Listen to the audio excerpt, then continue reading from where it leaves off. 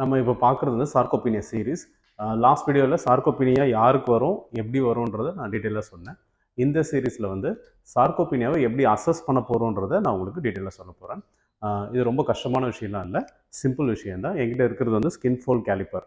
இந்த skin fold கேலிப்பரை வச்சு நம்ம பாடியில் முதல்ல 7 மெஷர்மெண்ட்ஸ் எடுக்கலாம். லைக் ட்ரைசெப்ஸ், பைசெப்ஸ், சுப்ராயிலியாக், அப்டமன், தைஸ், இந்த மாதிரி டிஃப்ரெண்ட் சைட்ஸில் நம்ம எடுக்கலாம். பட் நம்ம வந்து மேக்ஸிமம் ஒரு 3 சைட்ஸில் எடுத்து அதை வந்து நம்ம ஒரு ஃபார்முலா, கால்குலேட்டட் ஃபார்முலாவில் அதை அப்ளை பண்ணோன்னா வில் கெட் லீன் மாஸ் எவ்வளோ, ஃபேட் மாஸ் எவ்வளோன்றதை நம்ம தெரிஞ்சுக்கலாம். ஸோ எப்போ வந்து ஃபேட் மாஸ் ஜாஸ்தியாகுது, லீன் மாஸ் குறையுதோ அப்போ வந்து உங்களுக்கு சார்கோபீனியா இருக்கிறத நீங்கள் டயக்னோஸ் பண்ணிக்கலாம். ஸோ இது வந்து ரிவர்சபிள் தான். Once if you are doing exercise regularly இந்த ஃபேட் மாஸ் குறைஞ்சு லீன் மாஸ் வந்து இன்க்ரீஸ் ஆகும்.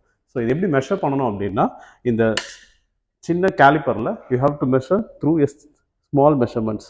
ஸோ இந்த மாதிரி ஸ்கின்னை வந்து புல் பண்ணி நம்ம ஹோல்ட் பண்ணணும். தென் இந்த அப்டமன் லெவலில் நம்ம புல் பண்ணணும். தென் தைஸ் லெவலில் புல் பண்ணணும். ஸோ இது எல்லாத்தையுமே நம்ம ஒரு சின்ன ஒரு கால்குலேட்டர் ஃபார்முலாவில் பண்ண போகிறோம். ஸோ நெக்ஸ்ட் வீடியோவில் நம்ம வேறு ஏதாவது மசில் சீரீஸ் பார்ப்போம். தேங்க்யூ.